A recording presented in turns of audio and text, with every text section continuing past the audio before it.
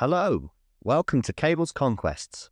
I'm your host, Archie Cable, and we're here to talk about Marvel Crisis Protocol.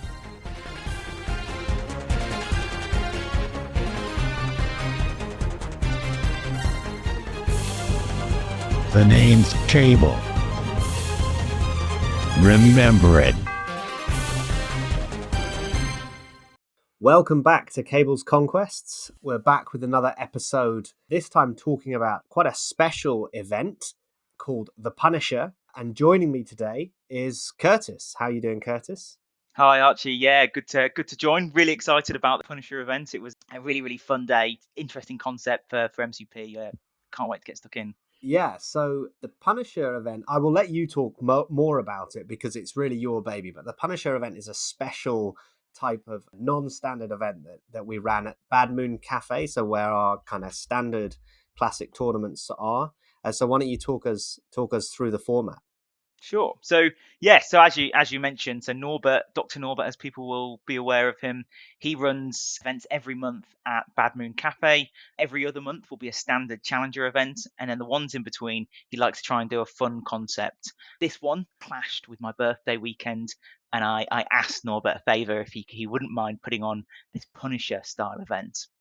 So I completely got the idea. I think I saw it on one of the Facebook groups. I think there was a Punisher style league over in the States.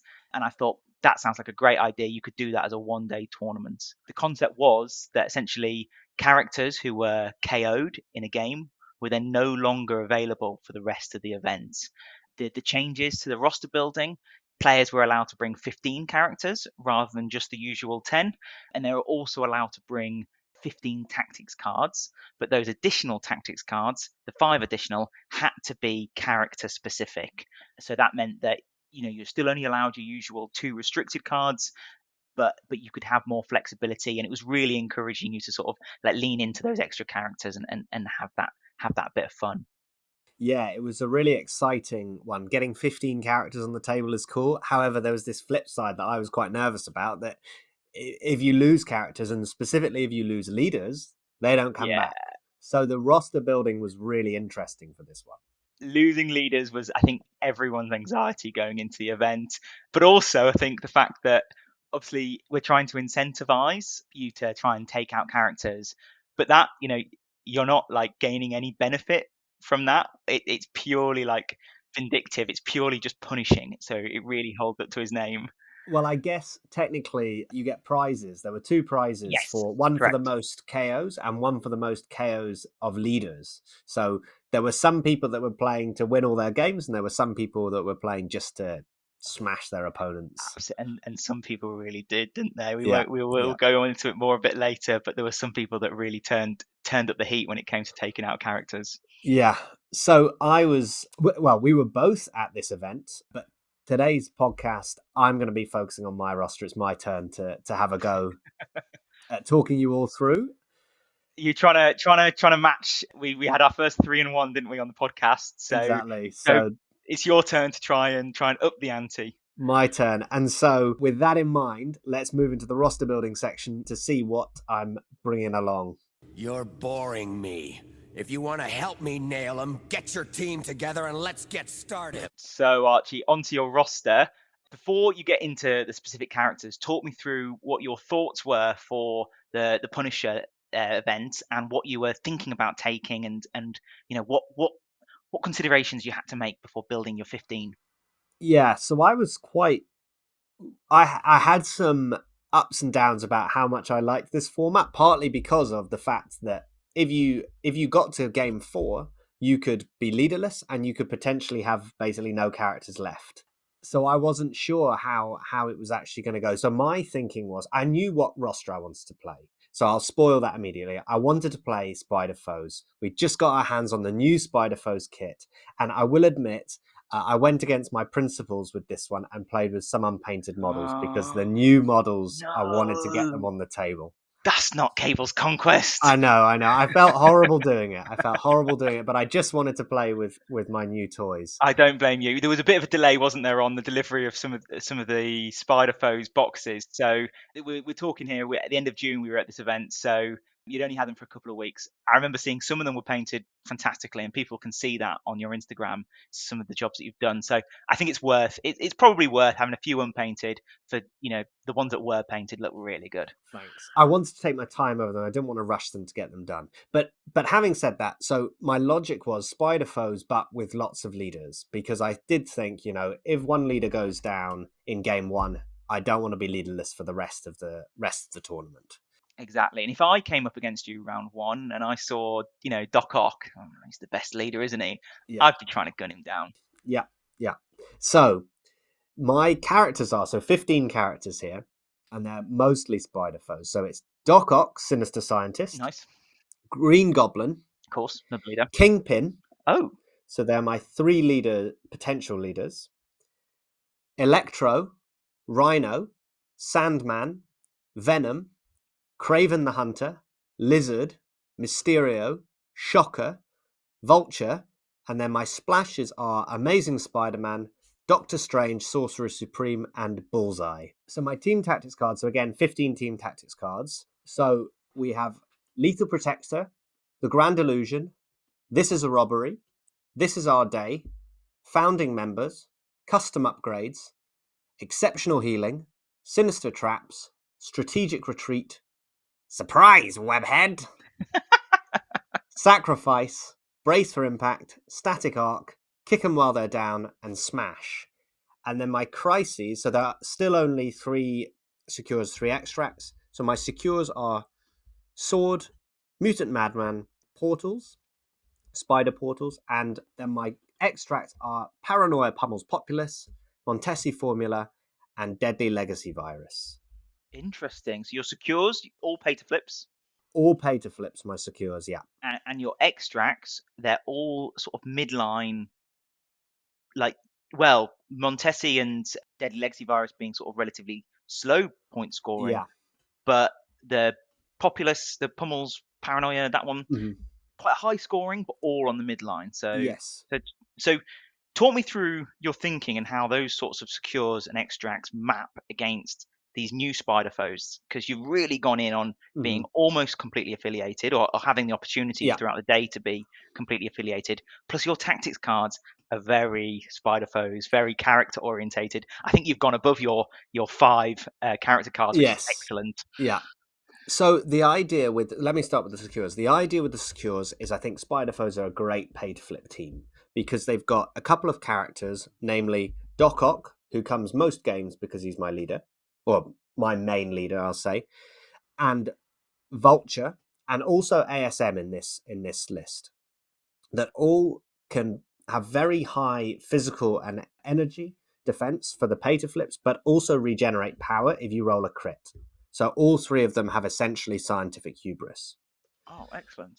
And Mysterio kind of pseudo has this thing, but he's rubbish at pay to flips when it's rolling against his physical energy because he only got 1. But sword base, it's good because it's quite a narrow crisis, lots of movement, and he refunds power if he rolls blanks. So he could potentially refund the power if he failed to flip a sword. And also I love Mysterio, so I want to get Mysterio on the board as much as possible. So that is partly why I've brought Montesi Formula and Deadly Legacy Virus, because they're up the middle and it means I can get Mysterio on the board, and I love him. Excellent. It's really refreshing to hear Spider Foes as a pay to flips team for that reason, because so often people just rule them out. They don't get played very much unless you're X-Men or maybe Asgard with all the power. But actually there is a distinct tactical difference, strategic difference to how you play a pay to flip versus how you play, a regular secure. And if it's something that you can lean into, it can give you a real advantage. The other thing with spider foes, and this is generally this is true for the pay to flips, is that pay to flips tend to encourage more movement because you need to run around paying to flip. And the way I like to play my spider foes is really trap heavy. You can basically, I think, play kind of 2 ways. You can go really tanky or you can go trap heavy with sinister traps, tricks and traps and all that jazz. And that's the way that I want to play my spider foes. So that's the idea with those secures, And then my extracts are a bit lower scoring, partly because in some of my practice games I got burned by higher scoring extracts because I don't have, outside of Rhino, I don't have a huge amount of tech 4 extract game, say against like a Hellfire Club where they've got loads of steals and they just run away with their extracts. Paranoia Pummel's Populace is a higher scoring extract, but there are still only 4. So you can mitigate that speed by moving people away from each other and stopping people getting the bonus. And also, I think, because I've got a couple of healing factor characters in Sandman and Lizard, I've got a pretty good early Paranoia team. Nice. Okay, well that makes a lot of sense. Then reflecting on sort of the style of the event and sort of what your plan is sort of throughout the day should you lose, are there any characters within your 15 that are sort of right, your primary, your core 3 or 4 is this, but if that character is KO'd in round 1, who is the alternative? Is there much of a plan there? Obviously you're leaning towards this traps game. Yeah. You know, who's leaning into that, and who's on the bench to come in when characters get KO'd? Yeah, so what I like about Spider Foes is they can pivot quite well into different styles. So you've got the likes of Doc Ock, Sandman, Rhino, Lizard, who are all pretty tanky characters that basically can be potatoes on a point. Kingpin, I guess, falls into that category with your criminals if you want them to. So they can play like that, and then you can go the other way where you can go with the likes of Green Goblin, Mysterio, and Electro, and really lean into that traps game, which is the game style that I wanted to play. So in that way, you can say you lose one of those big like attrition pieces, control pieces, someone like Rhino or Lizard in the first game, you can then pivot to that traps game. And similarly with the likes of Amazing Spider-Man and Doctor Strange coming in later in the event, if you've lost some of those characters, they can kind of fill the gaps in both those game plans quite effectively. So that was my logic, was that I have these 2 styles and I can basically swap and hope that I don't lose too many characters that neither become viable by game 4. And if all comes, all if you lose both Green Goblin and Doc Ock, hopefully you've got then Kingpin, which I'm assuming you're not planning to put in as a character with the other leaders. He is literally there to be a backup leader. Yeah. And then you've got enough criminals from the rest of the roster that you can be potatoes on points and play the Kingpin game. Yeah, 100%. And also I think with Spider Foes in particular is I actually don't think they live and die by their leaderships. I don't think their leaderships are really powerful that you need them for them to be successful, unlike some other lists. Say like OG Captain America Avengers is useless without that leadership. Yeah, absolutely. Whereas I think especially this new wave of Spider Foes rely much more on tactics cards. Interesting. Okay. And I'm about to ask you about the tactics cards, but if they come up in the games, maybe that's probably the best time to talk about them. But before we do that, are there any highlights that you wanted to pick out on that that make your 5 every time, or a staple to a character that you wanted to discuss? Yeah, so I'm still pretty new with a lot of these. I've not played a huge number of games, but my idea is that Surprise Webhead comes almost every game, because what does Surprise Webhead do? Basically it's a pseudo Wakanda Forever. So any number of allied Spider Foes characters can spend 2 power to play this card, and then you choose 1 enemy character, and each character that spent power can make an attack against that target character with a power cost of 0. So it's really like a focus down on one character. So what I think it's similar to is Helios Laser, where in Helios Laser you roll like this big 30 dice and try and just take someone off the board. And this is similar, where you can take someone off the board by rolling lots of attacks into them out of that kind of activation. So it kind of functions between Wakanda Forever and Helios Laser. And I think this is really cool. I think it's a really, and there is tech within Spider Foes that makes this really viable. For example, custom upgrades is another new one, which is essentially like Blind Obsession, the old card, which at the start of the activation phase, a Spider Foes character can spend 2 power, and they gain the singular focus superpower, which allows them to choose a target, add 2 dice to its attack rolls when targeting the chosen character, and add 2 dice to its defense rolls when targeting the chosen character. But if if it's attacked by any other enemy character, it removes 2 dice from their defense. So essentially the idea is it buffs up one of your character's attacks. So most of the Spider-Foes characters have 5 dice attacks. This gives you 7 dice attacks against one target. And when do you play that card? You play it in the power phase, so it affects You play the it whole... at the start of the activation phase.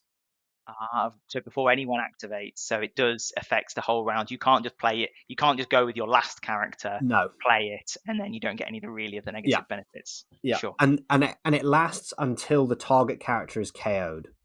So you can't even play it early, daze them, and then be fine for the rest of the game. So really what I like to use Surprise Webhead and custom upgrades together is to try and just take out a big character. And actually, in one of my first games with these cards, I took out a pretty much fully healthy Hulk. Because you just throw loads of dice into him, and he just gets chipped, and can be KO'd.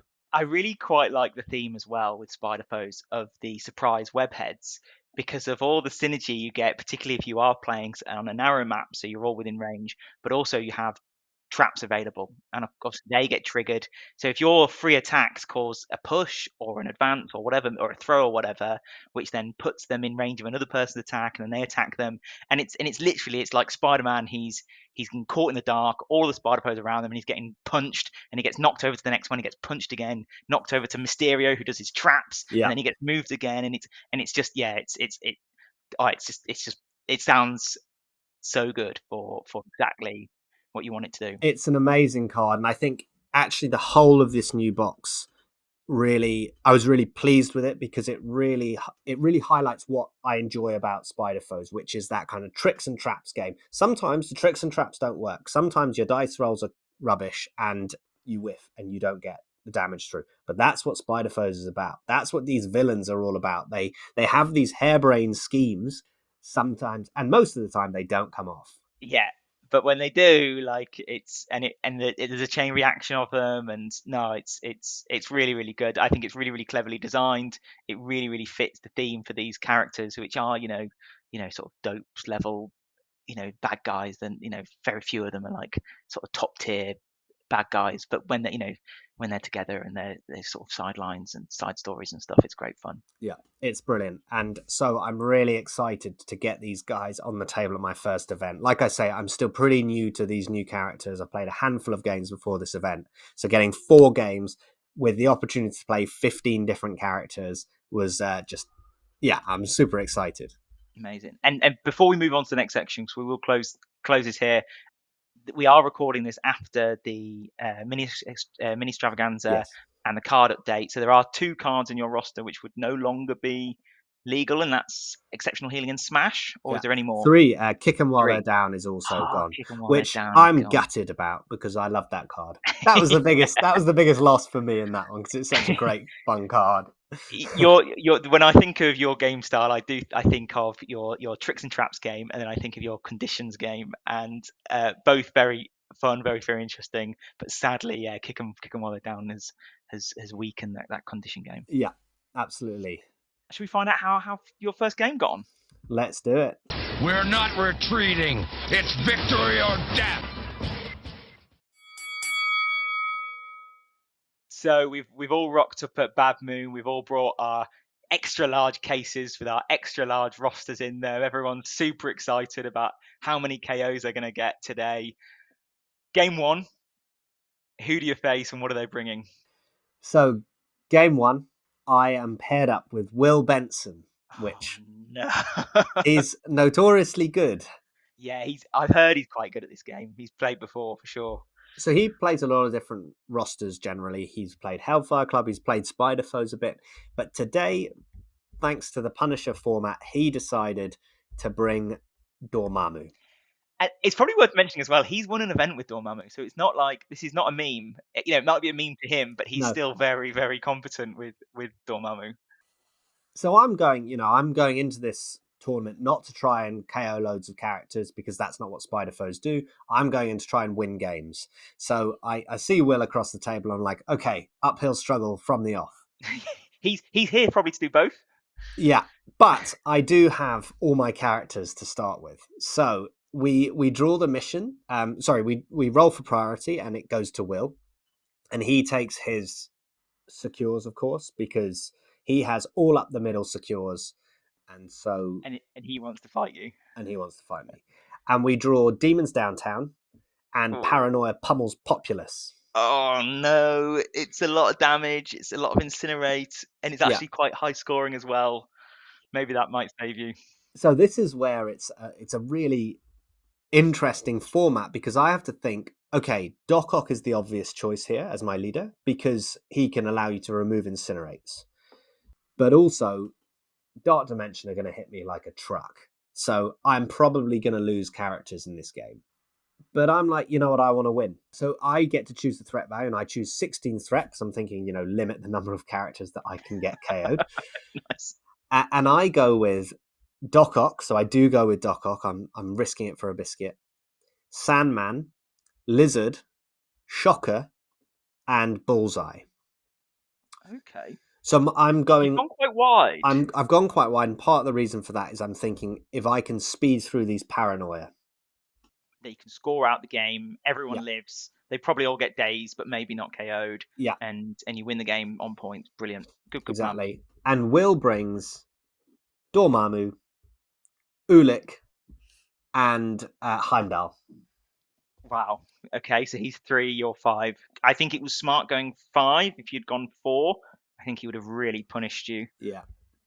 It was a tough one because I think I probably would have taken Rhino in this game in a normal format, but I really didn't want to put all my eggs in that one basket. Yeah, you've brought a lot of your sort of tankier characters if you were to lose all of them.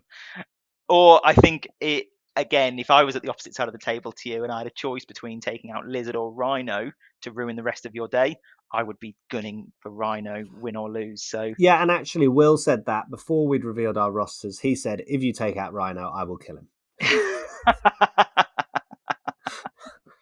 Right, okay, so Gauntlet thrown. So Gauntlet was thrown down early. Yeah. So we set up pretty... The setup is not particularly eventful. We're all pretty clustered in the middle. I've got some characters wider to try and, take advantage of these Paranoia.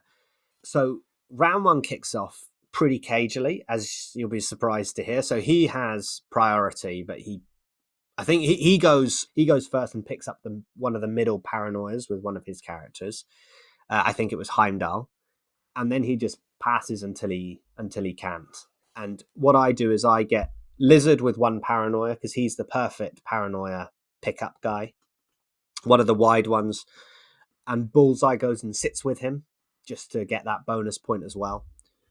And then everyone else turtles at the back secure, and the right extract is not picked up, which I was really grappling with this because I wasn't sure whether I should move up. Normally I would have done it with someone like Doc Ock or Bullseye, but because of the passing, I'd moved Bullseye already, and I really didn't want Doc Ock getting dazed round 1 because then I would have lost my leader, most likely. Was he in range of like a double tap from both Ulik and Dormammu if he'd gone out wide?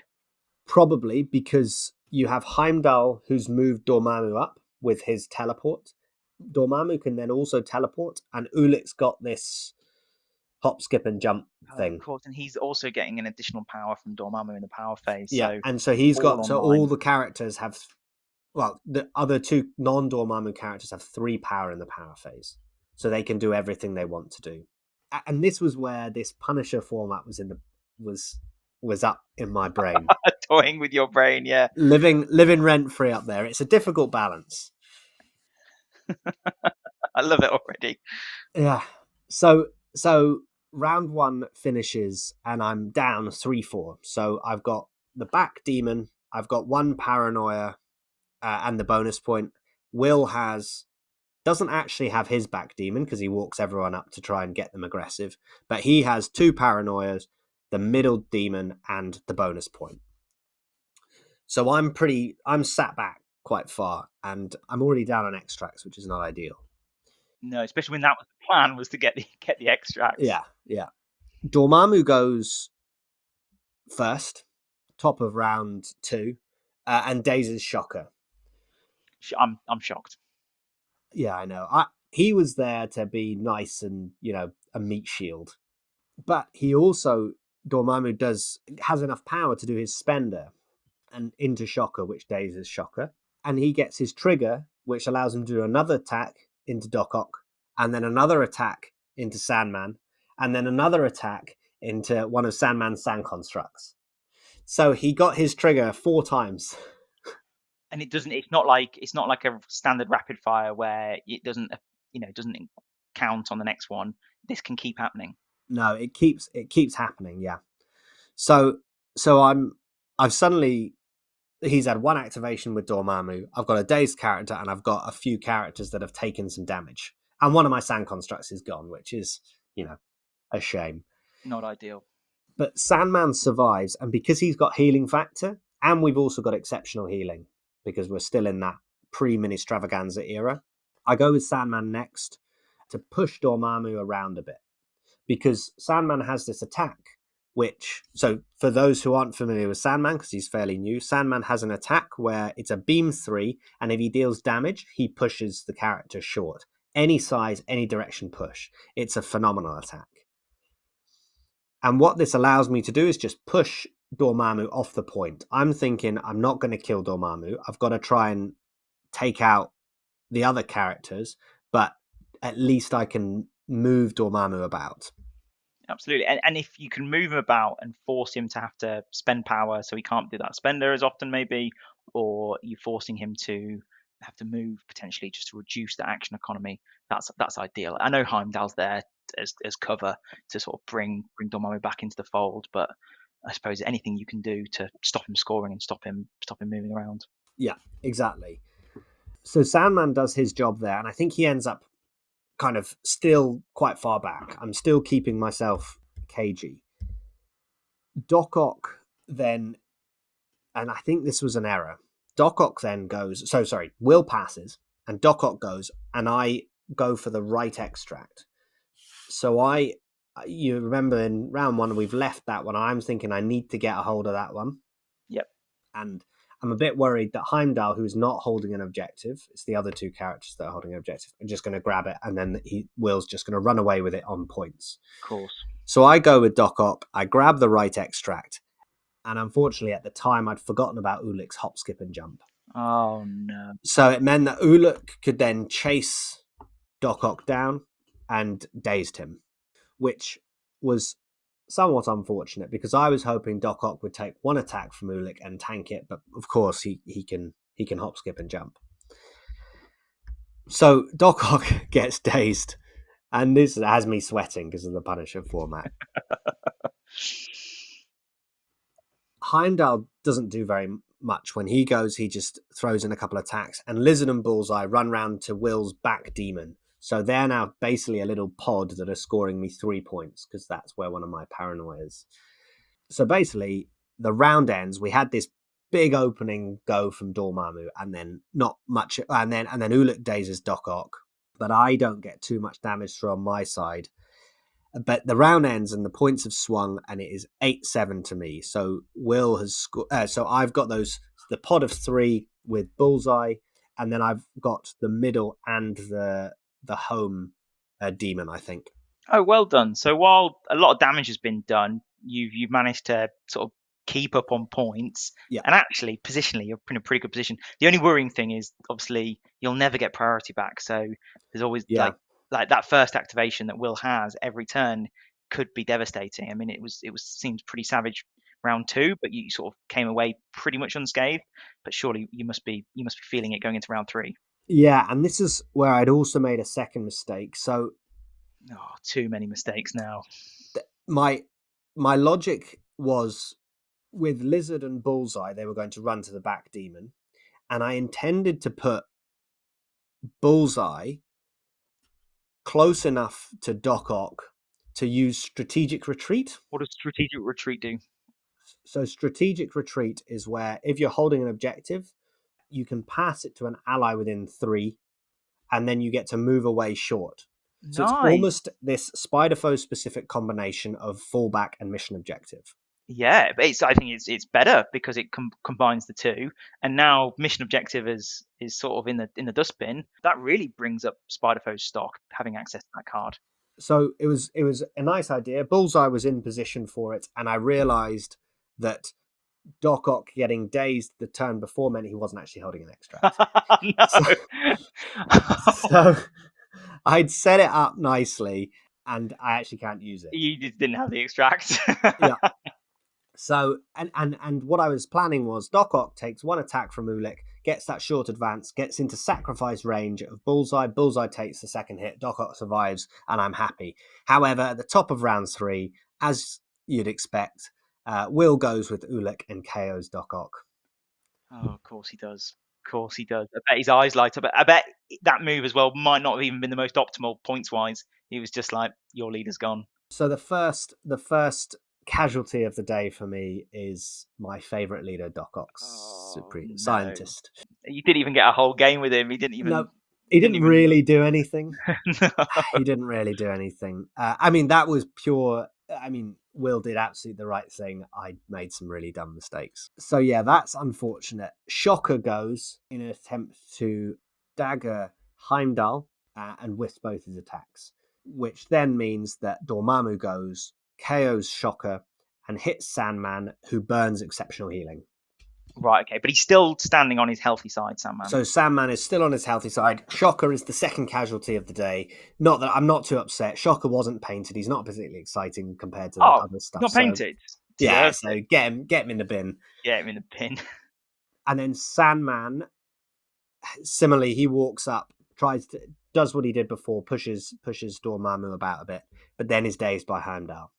So even with all the healing and stuff, Sandman still gets put on his bum by Heimdall. So turn 3 has been pretty savage. You've lost 2 characters. Another character is dazed. So you've only got 2 scoring characters, and only one of them's got an extract. Yeah, and also Bullseye is somehow dazed in this turn as well. I think Dormammu might have done his whole Bender thing again and got Shocker, got Sandman, got Bullseye. So it's not good. But the scores aren't too bad. It's 11-all at the end of round 3. But I'm thinking, okay, if I can have a big turn here where I can daze, because I've been doing chip damage the whole time to the likes of Heimdall and to the likes of Ulick. So if I can daze 2 characters, I could potentially just score a load of points and then run my characters away at the end of. Yeah, and then just get yourself over the line. Yeah. He's only got 3 characters, even if who can score. So hopefully your remaining 3 characters, if you can have a good turn in turn 4, turn 5, you just run and go over the line. Yeah. So he still has priority because of the order that stuff has been dazed. Unfortunately, he goes to Dormammu, and because of where Sandman has pushed him around to, he has to move and place. So he's only getting 1 attack. So he's essentially been staggered by Sandman. Does his spender, spikes and KOs Sandman. Oh no! Is Sandman painted? Sandman is painted. Oh no! I was devastated because not only Sandman has 7 health on his injured side, Dormammu has an 8 dice attack. So he does 7 damage off an 8 dice attack to take Sandman off the board. And Sandman is probably my favourite of the new characters. Yeah. And he was your tool for moving Dormammu around. Yeah. I also had Surprise Webhead online. So I was going to use that. And that really stings because I've now only got 2 characters left, neither of whom are particularly... Bullseye and Lizard. Yeah. Oh, you've lost all your new toys. I know. And in that turn, Bullseye is KO'd and Lizard is dazed. Not surprisingly, because they can't really do anything. No. Does Will score out then in the end? So Will could have scored out. But instead, Will... I've written in my notes, Will is mean. And what Will does is, Will scores 15 points... And to stop him scoring the 16th point, he moves all his characters away from each other so he doesn't get the paranoia bonus. And he uses Rock and Troll, which is Ulick's card, which allows him to place it in range 5, but in doing so, he drops all objective tokens. So he actively drops an objective token so that he scores 15, doesn't win, so that he can have a go at KOing Lizard the next turn. Oh, no. So he wasn't content with KOing 4 of my characters. He wanted to get all 5. Oh gosh. Okay. And does he get his wish? How does the last round play out? So finally, I've got priority for the first time in the game. Well, you've only got one character left. And I do the heroic thing and run Lizard into the corner. Good. Just so he can survive. Just so he can to make try it and to the next survive. day. And I tell you what, he survives, but he survives on 1. Dormammu managed to get a decent attack into him, and it was his damage reduction that saved him. Wow. Oh, lizards. Lizard doing lizard things, but you must have been sweating. Yeah, so I think the full-time score, I hadn't scored anything for the last 2 rounds, was 17-11.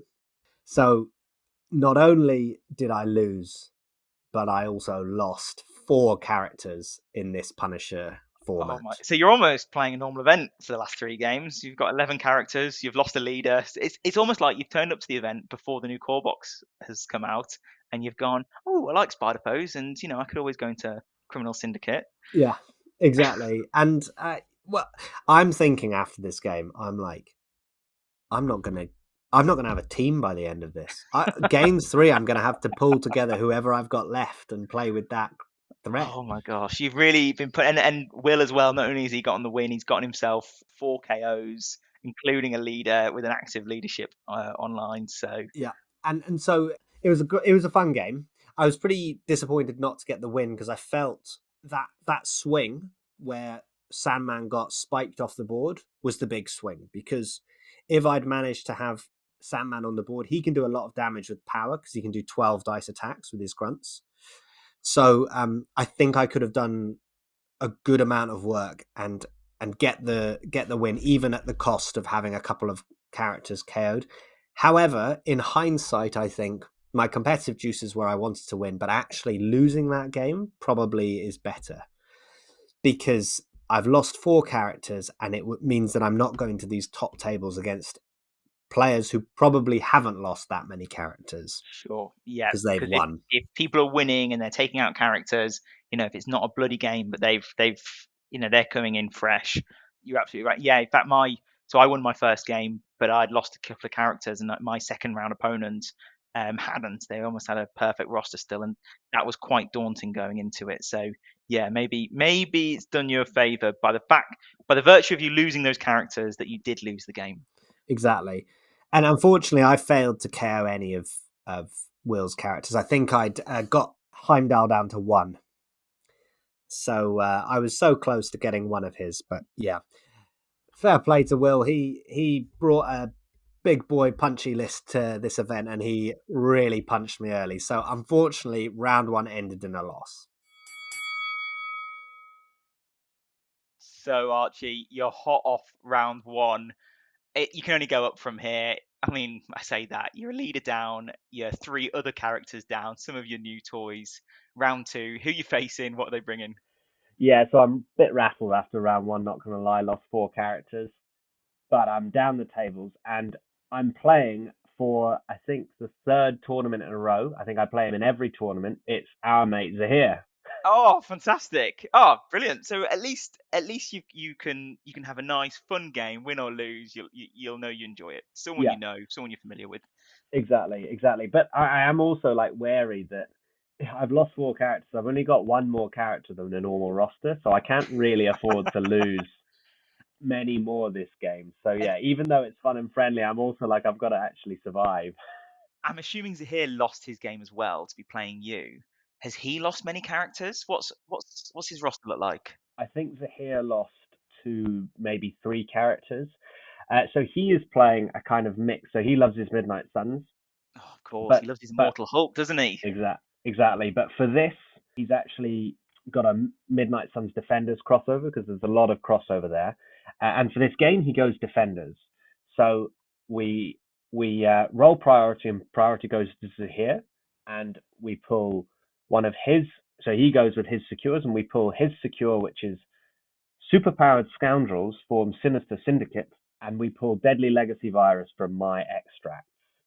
Okay, so with the secure, it's a high threat, so you've got a good choice there, which means, and I think one of the mistakes I made going into this Punisher event was I assumed, right, I'm going to want to be playing low threat games, because I don't want to lose my whole roster so I can't play it in later games. But actually, low threat games tend to be a lot more killy because you're still playing the same amount of rounds. There's fewer targets, so you sort of double down on them, and those fewer targets need to be sort of picking up the points. Yeah. So Superpowered Scoundrels could be a way to keep some players alive. Yeah, so this is what I was thinking after my first game, where this is exactly what happened. I went low and got pummeled. In this game, I went 20 threats, and my 20 threats is Kingpin, Rhino, Venom, Vulture, and Amazing Spider-Man. Oh, so you've gone Criminal Syndicate. So I go Criminal Syndicate here, and the reason is because Kingpin, his leadership is so good on Superpowered Scoundrels. I thought, let's get this guy on the table. This gives me a great opportunity to play him. If he dies in this game, then I just don't play him again, and that's fine. Also, with Deadly Legacy Virus, his other part of his leadership, which allows you to pass objectives from one character to another, is it in the back of your mind you might be able to assemble the Legacy Virus? Yeah, absolutely. And you're slightly burying the lead with using that part of the leadership, which I actually always forget about. So I was really pleased in the game when I managed to get it. And Zahir goes Defenders. He brings Doctor Strange, Hulk, not Hulk, Iron Fist, Moon Knight, and of course Wong. Of course, yep. Doctor Strange can't leave home without him. Yeah, and so he's gone the Doctor Strange leadership, the OG Doctor Strange. Right, okay. Remind me what that does. The only thing I know about it is that it's right at the bottom of success rates on Longshanks. However, when I first got into the game, I thought Doctor Strange with one of the gems was OP. I just thought he was insane with his healing. I remember that. So his leadership is when you make an attack, you can spend 1 power and you can choose what the attack type is. And if the attack then deals damage, the enemy character gains hex. Nice. Okay, so you can go into their lowest defensive stat, and if you do that and deal damage, you're hexing them as well. That's exactly. So I actually think as a tech leadership, it's really good. The problem is it's not always good. So we line up. Those are the 2 squads. I should say Doctor Strange has the gem, so has the soul gem. So the one that gets extra powers for my characters doing superpowers within range 4 of him. And there's nothing particularly fancy about the way we deploy. It's kind of a line across, trying to cover the board as well as possible. We're quite wide across because of the Deadly Legacy. And Zahir has priority. And so Zahir goes with Moon Knight and grabs the extract opposite my Amazing Spider-Man, basically preventing me from grabbing it with ASM and running back, which is a smart start from Zahir. And actually, I made a bit of a mistake with my deployment of Vulture because of a piece of terrain that was slightly awkward. I couldn't then pick up the right Legacy Virus with Vulture, which was my plan. So I actually opt to ignore the extract and go for the secures, which I guess, there's 5 secures and 3 extracts. Yeah, if you can take 3 or 4 of those, or you're at least parity on points, aren't you? Exactly. And notably, we've both got 5 characters, so it's very much a back and forth. So essentially, the way the round finishes, there's no attacks made this round, is Zahir has all of the extracts, and I score 4 because I move ASM to Zahir's back, one of Zahir's back left scoundrels. I move Rhino to contest the middle one with Hulk, and then I have Vulture and I have Kingpin and Venom on my back home objectives. And using the Kingpin leadership, even though a lot of those are 1-on-1, I win it because I count as 2. Fantastic. So actually, yeah, you've got no extracts, but Rhino's in a good position to maybe get a cheeky robbery off, and you're up on the secures. You know what? I don't hate it. Normally, my plan is to get the extracts, then worry about the secures. But I think, given the point swing, I think you've made a good decision. So the round ends 4-3, and we go into round 2, and Zahir still has priority, and he's got Hulk staring down a Rhino. So he does the obvious thing and whacks Rhino with Hulk. However, I have planned for this, and he gets an attack into Rhino, which does a little bit of damage. And then he goes to attack Rhino again. I think he goes for the spender, actually, and because he's saved up enough power. But I lethal protector. So Venom jumps in the way of the attack and tanks the attack. Oh, wow. And takes the stagger, maybe? Takes some damage, takes a stagger. I do get a clapback, so Hulk is now bleeding. But crucially, Rhino survives to then activate, and he, as you said, robs Hulk, throws Hulk away, and then he moves next to ASM. So Rhino's looking a bit almost, he's kind of low health pool. So he moves next to ASM, and as I alluded to, uses the Kingpin leadership to pass the extract to ASM, where it's much safer as ASM is super tanky and on full health and not got a Hulk in the face. And this is it. Hulk has already activated and assumably he's off a point now. So one of his most important control pieces has been dealt with for turn 2. Exactly. So not lethal protector. The robbery means that I can throw Hulk medium away, get him out my face, and means that he has to spend some of his power to kind of jump back into the middle next turn if he wants to do that. So that's the main that's the opening to the round. Yeah, and that's really good because ASM can still go, and Rhino is now sitting on the point that ASM was on, so he can try and daze him to take that point back. But ASM is in a pretty good position to just move back to either stay on there and contest it, or get out of there and move to where Rhino was. Yeah, exactly. And he doesn't have any big hitters on that side. So he's got Doctor Strange and he's got Moon Knight. And so I try and daze Moon Knight, but fail thanks to the Doctor Strange buffs. He's getting quite a lot of buffs from the defense. Oh, he's getting loads of extra dice. Yeah. But that's okay because it means that, It means that Moon Knight has got the extract, but he kind of tanks that. But also Zahir is very conscious about keeping priority. So even though Venom is in quite a vulnerable position, he actually leaves Venom and lets him survive. At the time, I think it was a really nice play from Zahir because Venom was staggered. However, Venom can still do a lot even with a stagger. So he was able to, especially with a bunch of power. Exactly. So he was able to go last and pull people off points and throw people around. So he actually, despite being staggered, still manages to swing some points in my favor. Rhino ultimately gets dazed that round. So my pass off to ASM has meant that I've got control of an extract. I think Moon Knight and Doctor Strange were able to put some attacks into him and get him after the initial Hulk smashing him. But despite that, the round ends 8-6. So I've now got one of the deadly legacy viruses and 3 of the secures. And Zahir still has 2 of the viruses, and he's now sitting on 1 secure. I think Wong is on his back right. So one of the secures has got no one on. I assume the one that Rhino was on, or the center. Yeah. So the one that Rhino was on, I'd moved ASM off, and then Rhino got dazed. So Rhino's not holding that, and just the way that his guys were positioned meant that he wasn't able to get it, and also daze Rhino. Well, so Rhino's done a great job then. If he's caused more characters to have to attack him rather than move on to the point, knowing that if they didn't attack him, they wouldn't be winning the point anyway.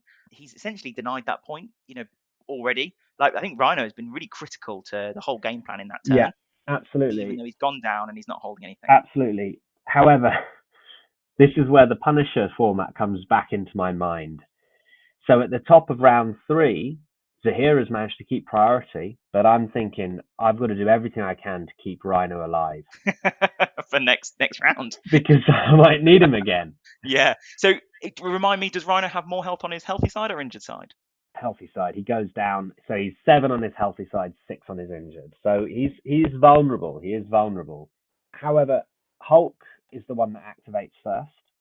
He sees a Kingpin across from him, and he goes for Kingpin.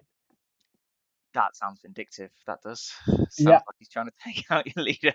I think it was one of those where he's just trying to get some control on that side of the board, and Hulk is quite far away from anything else, and so he does daze Kingpin. So I think what he does is he throws this quite big piece of terrain into him, and I was umming and ahhing about bracing it, and I think hindsight's 2020, but I should have in hindsight braced it because there wasn't actually that much else on the board to throw that was that big.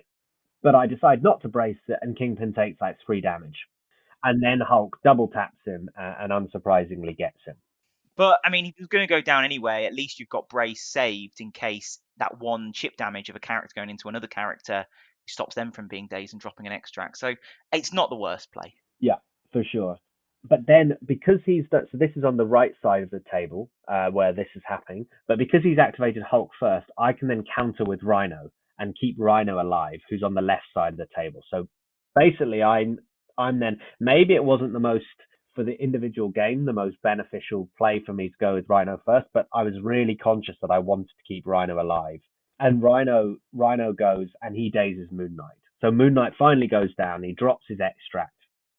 And I've managed to, by virtue of Rhino being able to place off his attacks, he's now in a much safer spot within that bubble of witty banter with ASM. So, oh, fantastic! And he's holding an extract now, so he's and he's relatively tanky, especially if Hulk's already gone. Yeah, I'm feeling quite confident that Rhino can survive.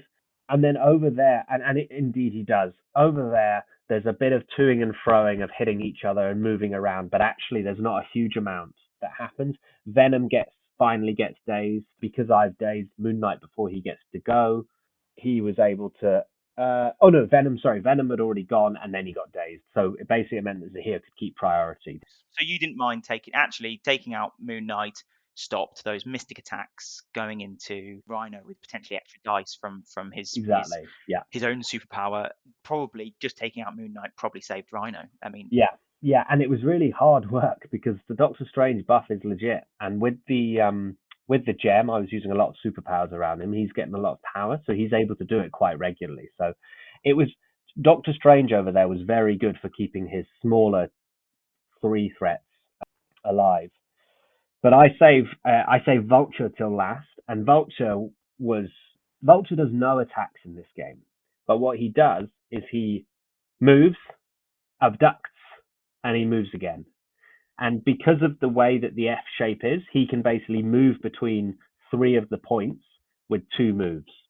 So he's a really effective piece on this because he loves the cover as well because his defenses are shocking. And so he's able to bounce around. And what he does is because he's this really strong Vulture, abducts size 4 Hulk and basically places Hulk off the point that he was on where he dazed Kingpin and even further away from the action.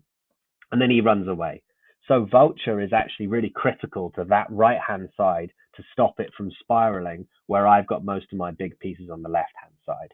So he goes last, moves Hulk off, and I end up scoring 4 VPs again to Zahir's 3. So we've gone it's consistently gone 4-3, 4-3, 4-3. So I'm up at the end of this 12-9 at the end of round 3. Nice. And that's quite a difficult lead to claw back when you don't have the control or in a position to get some early dazes to stop you scoring anything. If you score another 4, that's game over. I want to just touch on Vulture there because it sounds like it's becoming a bit of an archetype within MCP that there are these characters, maybe they're medium base, medium movers, and they're flyers, and they don't need to do attacks. They just sort of need to irritate and annoy, and they either move your own characters around, or in Vulture's case, they move other characters around. And I love it. It's great. It sounds great fun, and it sounds really useful to sort of play on these F maps where he can just, in a single move, bounce from objective to objective and affect the game in their own way without doing those attacks. Not every character needs to be rolling buckets of dice to be effective, and Vulture sounds like he's done an absolute job there. Vulture is the unsung hero of the new Spider-Foes box. I think not many people are talking about him because he's really fragile. He's 5 stamina, 3-3-3 with no defensive tech. But what he does is extremely reliable. And it gets around a lot of that kind of tech that one can use, such as Indomitable, such as the Ultron not being able to be pushed or advanced. Oh, of course. Yeah. It's a place. So, yeah, Vulture was really critical in this game. He's a tech piece, but he was really critical in this game just for controlling that side of the board and basically being where I need him to be and moving people off points that allow me to keep that 1-point advantage. He's essentially a 2-point swing every time. So round 4 kicks off. Zahir still has priority, and he wants to go into Kingpin because he wants to get that leadership off the board to stop me from winning ties. Yeah, he's probably thinking, I might not win this game, but if I'm going to, yes, I need to start winning on secures And if I can get a cheeky tiebreaker in taking out a leader, then happy days. Exactly. And however, Kingpin survives. Kingpin has 7 stamina on the back. Like I said, the big terrain feature had gone, so he wasn't able to make the most of his medium throw. Yeah, and you've still got brace online, I I've assume. got brace online and I've got damage reduction with that 1 power spend, and Kingpin's got loads of power. So in the end, Kingpin gets hurled away into the corner of the map, but he's alive. And so importantly, I'm still getting that leadership, and also Hulk is now done for the game, or for the round. Oh, spoiler. Spoiler. I again go with the suboptimal play of Rhino and basically again get him to safety. And in the process, I hit Moon Knight. Unfortunately, I don't KO Moon Knight with Rhino, but essentially what I'm scared of is Iron Fist, who has done very little this game apart from move across the board, has accrued enough power to do his massive spender. And I want to get Rhino as far away from that as possible. Yeah, because that, I mean, activating is the least of your worries at that point, isn't it? It's just that bucket of dice going into two dice Rhino, even with damage reduction. It's often enough. Yeah, and then I think Zahir makes a little bit of a mistake. He's feeling he needs to start KOing some characters. He hits Venom with a Mystic attack, does a little bit of damage, but of course, Venom has his clap back, and Venom claps back and KOs Moon Knight during Moon Knight's activation. So he only gets the 1 attack off that activation. Venom also heals up because he has a bucket load of power. And so I'm able to KO Moon Knight, and Venom heals up. It's this classic thing with Venom. Venom on his healthy side was awful. His clapbacks weren't working. He was not rolling well in his attacks. And then all of a sudden he flips to his injured side, and suddenly he was just tanking everything. He was healing up using his We Are Venom. He was fantastic on this side, and especially late game. I wonder if it's because when he wakes up, he has the power to do all of those things that you read his card and he's got a phenomenal suite of superpowers and abilities that synergize with each other. And I wonder if on his healthy side, it's difficult to get that going, and often people can take him out before he can have a good turn. And if they can move him around, he's only a slow mover. Whereas if he gets dazed and he wakes up with all that power he's just gained, he's often being dazed, and then he's right in the thick of it. And he can do everything, and all he needs is that one good activation, or attack someone in their own activation, and he's just marvelous. And here he was great because basically Zahir then went after Venom, try and take him out, because he has a lot of energy attacks. So Venom seems good, but he was just taking a bit of damage and then healing it back up again with the clap back. Just enough to get his clap back and his spender off, and then bam. And so in that last, I mean, I was very lucky because 1 spike from Zahir and Venom is gone. But essentially that's how the round plays out, is that Zahir is trying to get Venom off that middle point and stop him from having that like activation where he can move people around, but Venom's just tanking it. So he takes attacks from Doctor Strange, and Iron Fist survives, and Vulture again finishes off the round by flying and picking someone off a point and moving them away. I think it was Hulk again. Round ends and the game ends a bit of a swing in that last turn, 17-11 to me. So I score 5 that last turn, and Vulture, and Zahir only scores 2. Vulture probably scored 2 as well, to be fair, in some of the work that he did. I must say, my experience of playing games against you are a bit of an expert at managing Hulks, and it's not through taking them off the table, although your spider foes are capable of doing that. It is through moving him around. It sounds like he has been robbed and he has been abducted so much in this game that the Hulk has not been able to be the control piece he needs to be, pushing your character is off points, which has made it very difficult for Zahir to get a points lead. But sounds really, really well played from you. Yeah, exactly. And I think we spoke about this afterwards. This is a horrible matchup for Zahir because I've got Kingpin-led criminals. Actually, the fact that Bullseye got KO'd last turn meant I couldn't go 6 wide, but I had to bring ASM instead last game. But yeah, the combination of having a Rhino who can rob, Vulture, Venom and Kingpin both have throws. I've got a huge amount of displacement, and on this map, I was just able to score the scoundrels much faster than Zahir could kill me. And in fact, I got very lucky with Venom but I didn't lose any characters in this game.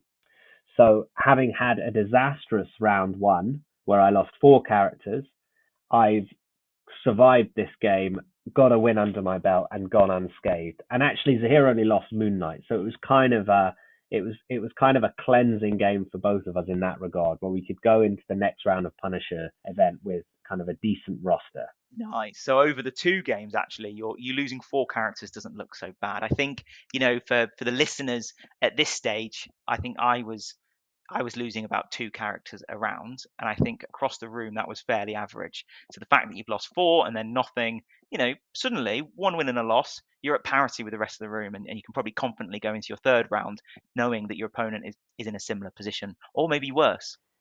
Exactly. I'm happy with the result. I'm happy with the game, and as always, Zahir's great fun to play, and we have a joke of a time, even though we always seem to play each other at the best of events. I think as well, you often have the better of the matchup as well. Obviously, a more experienced player in MCP. Obviously, we know Zahir through other games as well, where he's very, very good at them. But I bet he's sick of the sight of you. I bet he's hoping for an event Yeah, he doesn't have to face you, or maybe that one event where he can finally get the win. Good luck to him. yeah. But no, thanks for the games, Zahir. See you in the next event. Brilliant. Well, let's crack on to round 3. So we go into round 3. A little bit of a bounce back for you. 1 win, 1 loss. So who are you up against, and what have they brought? So I've just played Zahir, who I always play at events, and now I'm playing someone that you always play at events, Dave Miller. Oh, fantastic. Our teammate from our MCP team. Excellent. Oh, brilliant. So what's he bringing to the Punisher event? So he has brought kind of a mix of, mostly Avengers. So his list that he plays is Avengers. Nice. Yeah, he loves the Steve 3, doesn't he? New Yeah. Steve-led Avengers. Yeah. But he's also got Sam and Steve 1 in there. Fantastic. He's got lots of choice. Again, Punisher event, he's probably worried about leaders dying. Yeah. And actually, Avengers is a great one for that because you could get 4 leaders if you wanted to. Yeah, fantastic. And so many characters are affiliated. Yeah. It's great. Yeah. So we roll priority and I win priority. So first win priority of the day, which is good. And I actually go with his secures because I'm looking at my list and I'm thinking he has quite bunched secures. And I'm thinking the characters that I've got left after the first round disaster are predominantly the tricks and traps style spider foes. So that's what we'll go for. So we draw Deadly Legacy Virus, my extract, and Mayor Fisk for Dave's. Ooh, it's quite a fighty, but yet still a lot of points on the board. Mayor Fisk is surprisingly fast scoring, considering there's only 2 points, but four VPs on the table. And we have a choice between 16 and 19, and Dave goes with 19 threat. Right, okay. So at 19 threat, I decide, like I say, tricks and traps. I'm back on my spider foes. Kingpin has had his moment in the sun, and he's done a job. So you can be you'd be happy with Kingpin. So I go with Green Goblin, my other spider foe leader, Electro, Mysterio, so that trap house, Craven the Hunter, who's one of my favorite underrated spider foes, and then I've splashed Doctor Strange, Sorcerer Supreme for this one. Right, okay. What's the thinking? So the idea is Trap House Strange has his Scalpel of Strange, which allows to place people around and place them into my traps, and Goblin can blow up stuff, Electro and Mysterio can traps them, and they just blow up. So if all these characters die, at least you can say you got one game where you got to do your trap house. Exactly, and we're also coming to we're at the penultimate game, so I'm thinking I've got a team left if all of these guys die. And Dave, across the table from me, brings Steve 3, so the new Steve, Cable, who is an Avenger, Hulk, who's also obviously an Avenger, and everyone's favourite character, Bill. Oh no, we make fun of Dave in our team, don't we? Because we quite like avoiding those meta splashes. We like to try and either be original or play on an idea or avoid these trends. Dave just fully leans into them, doesn't he? He absolutely loves them. Yeah. So, and it works for our team because he can just take them all. Yeah, exactly. These Highlander formats, he's fine. He's not competing. Yeah, and I should also mention Dave's got a really cool 3D printed Hulk. So it's kind of that gladiator style Hulk. Oh, It's nice. awesome. It's a Fantastic. really cool 3D print. So that was really cool to see on the table. And so speaking of Hulk, Hulk smacks down in the middle, of course. And basically, as I look across the table, he deploys his Steve to the right, Bill and Hulk in the middle, and Cable to the left. And so I deploy Green Goblin in the middle, next to Doctor Strange. I have Craven on the right, and then I have my two trap guys. Sorry, no, I have Mysterio also in dead center, and I have Electro and Goblin on the left. Sorry, Goblin's not in the middle, it's Mysterio that's in the middle. Different trap guy. Sure. Well, small move, small base. He sort of needs to stay in the middle, doesn't he? Yeah. And so with priority, I kick off round one by double moving Mysterio into the middle to grab the middle virus. And this is a play that I only recently realized was possible because I thought that a small base, small move would not get you to the middle. But if you line up directly across from the middle, you get there. Yeah, absolutely. And so Mysterio, I already love Mysterio and I thought I couldn't love him anymore, but he is a fantastic guy to grab the middle because he's got stealth and he rolls 5 defense dice unless you spend 2. And most characters don't have the power to spend 2 straight from the off. No. And if they get close enough to him, even if they get some damage off, the next character comes in, he just tricks and traps them away. Yeah. And actually Mysterio is really good because he generates power well, because if he rolls blanks, he gets power. So he's actually a really nice central extract. So I was very excited to get that play. I think it was my first time in a tournament where I'd actually done that. So sorry, Dave. And Cable then grabs the left virus. And I should say on the right virus opposite his Steve, I've put the Sinister Trap.